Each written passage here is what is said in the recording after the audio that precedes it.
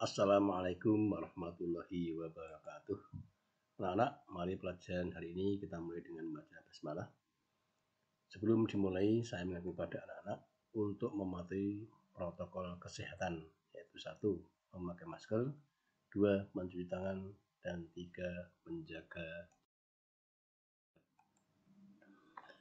Dan pada kesempatan kali ini kita akan membahas tentang statistik. Yang pertama akan kita bahas adalah tentang mengenai menganalisis data.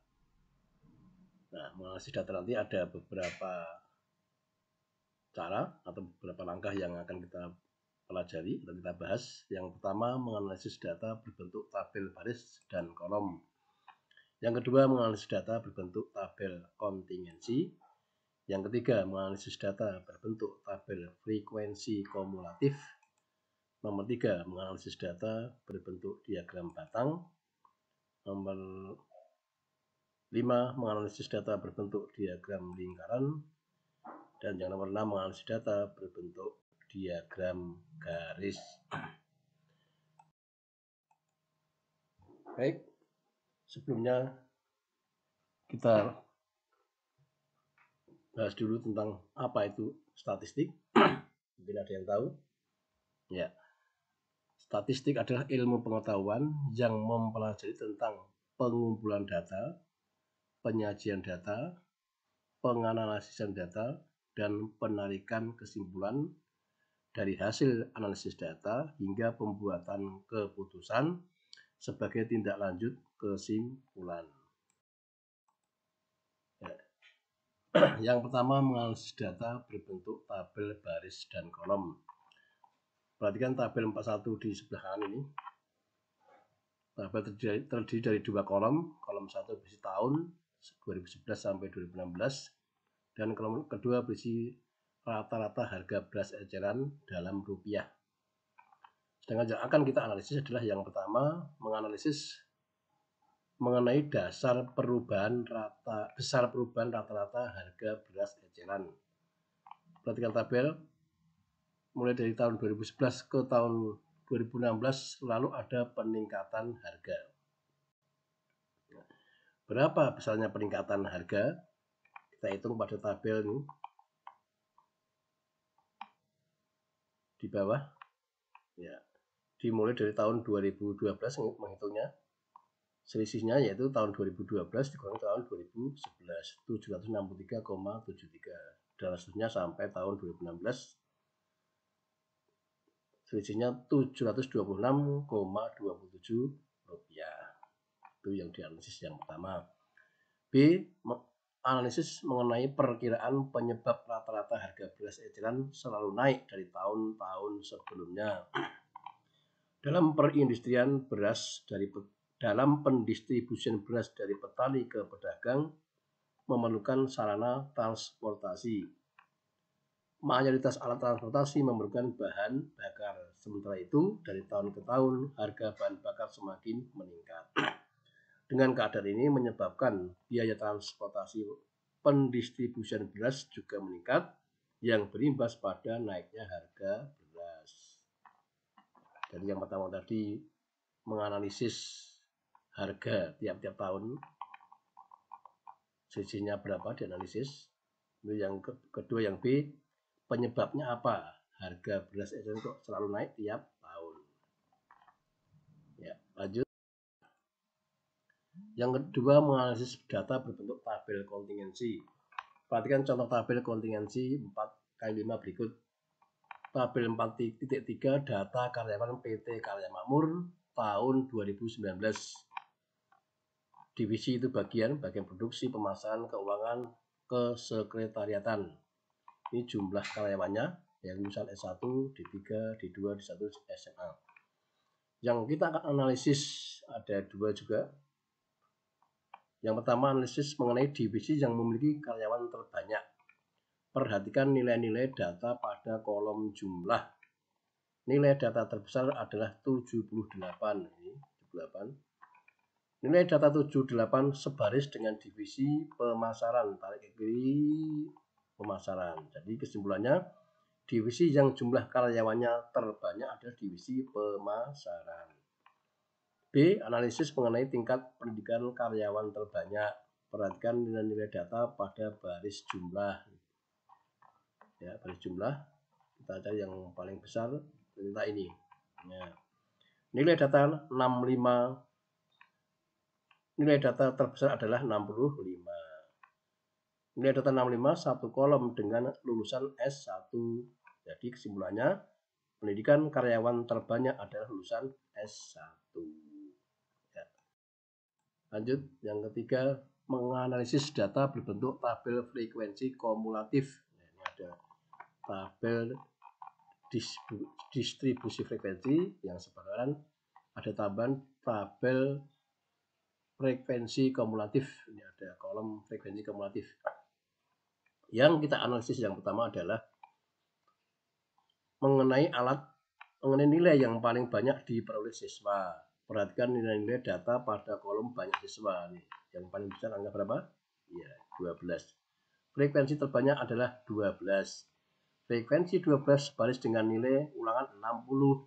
Jadi nilai paling banyak diperoleh siswa adalah 60. B.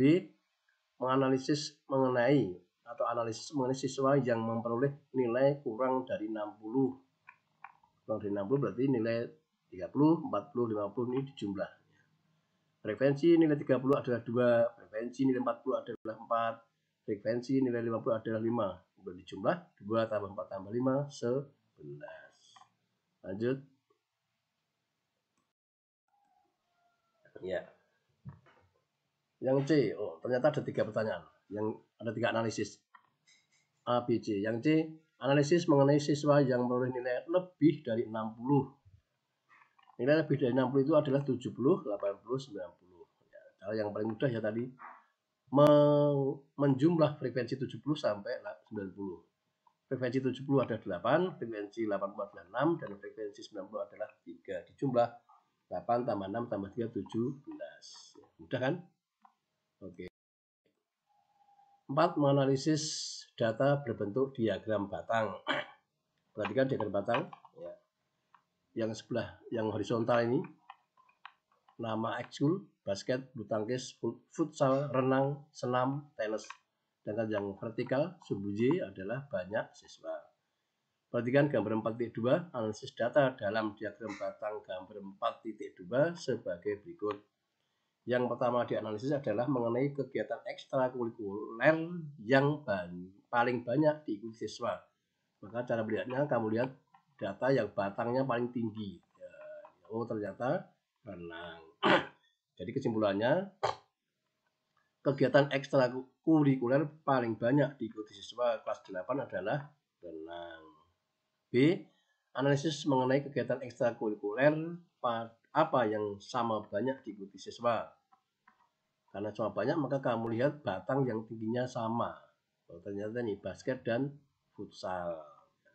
Jadi kegiatan ekstrakurikuler yang sama banyak diikuti siswa kelas 8 adalah basket dan futsal. Nah, sekarang analisis mengenai persentase kegiatan ekskul atau ekstrakurikuler yang diikuti siswa. Dari gambar terlihat tinggi batang basket ada 5, sehingga frekuensi basket F1 sama dengan 5, sedangkan jumlah siswa seluruhnya adalah 40. Maka persentase banyak siswa yang ikut kegiatan basket adalah 5/40 kali 100%. Sama dengan 12,5%. Jadi siswa yang mengikuti kegiatan basket sebanyak 12,5%. Berikutnya menganalisis data berbentuk diagram lingkaran. Perhatikan diagram lingkaran di sebelah kanan. Data pelajaran kegemaran siswa, mulai bahasa Inggris, matematika, IPS, IPA. Yang sudah diketahui persennya adalah IPA dan bahasa Inggris. Karena bahasa Inggris seperempat bagian, maka seperempat dari 100, jadi 25%. Yang dianalisis adalah yang pertama, mengenai banyak siswa yang gemar terhadap mata pelajaran bahasa Inggris. Juring bahasa Inggris menempati seperempat lingkaran, sehingga persentase juring bahasa Inggris adalah 25%. maka banyak siswa yang gemar terhadap mata pelajaran bahasa Inggris atau NBI sama dengan 25% kali 120 sama dengan 30. B. Analisis mengenai banyak siswa yang gemar terhadap mata pelajaran IPS karena persentase IPS belum tahu. Nah, bisanya dihitung kalau menjadi digabung dengan matematika. Ya, persentase juring matematika dan IPS bisa dihitung dengan 100% dikurangi 45, 45 itu IPA, tambah 25, itu bahasa Inggris. 1% kurangi 70% sama dengan 30%. Jika juring matematika dan IPS sama besar, maka persentase juring matematika sama dengan juring IPS, yaitu setengah kali 30% sama dengan 15%. Siswa yang gemar matematika dan IPS juga sama banyak, yaitu 15% kali 120 sama dengan 18. Pada diagram terlihat juring IPS lebih kecil daripada juring matematika, sehingga banyak siswa yang gemar IPS kurang dari 18.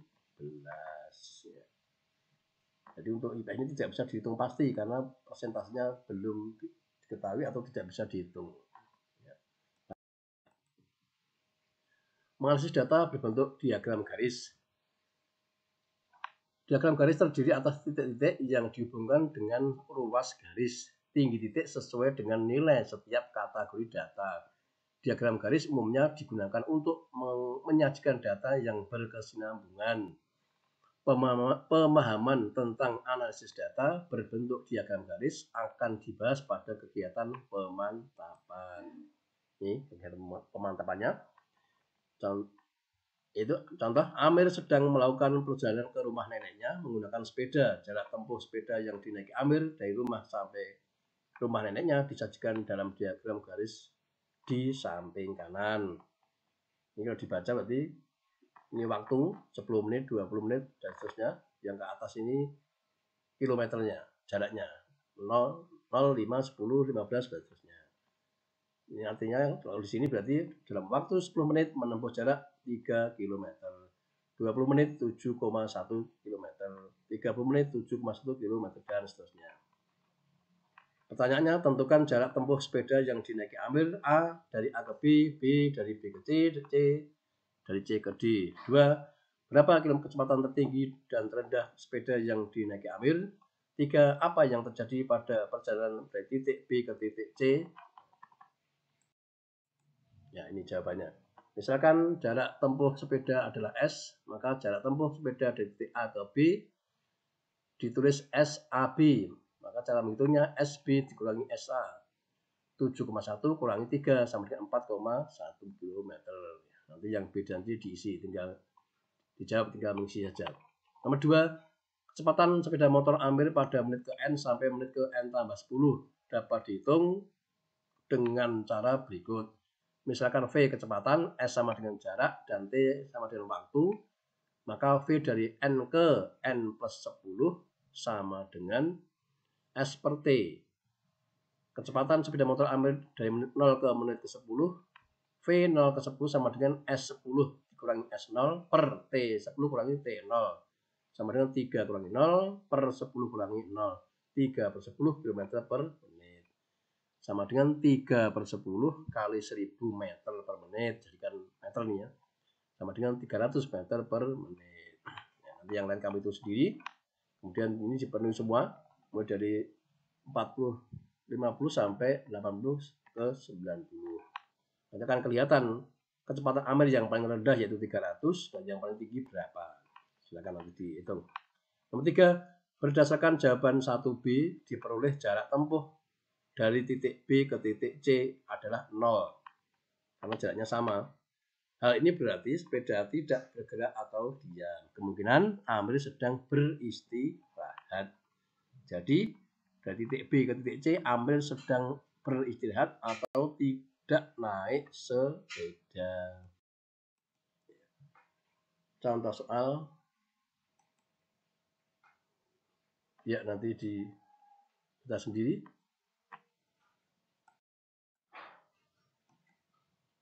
Ya, ada 2 contoh.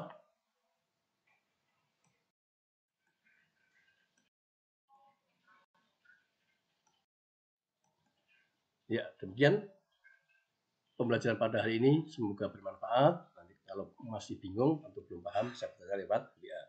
Selanjutnya untuk latihan soal, kerjakan soal-soal UK1 halaman 126 bagian yang A di buku latihan kalian. Dan mari pelajaran hari ini kita akhiri dengan baca Alhamdulillah. Alhamdulillahirrahmanirrahim. Wassalamualaikum warahmatullahi wabarakatuh.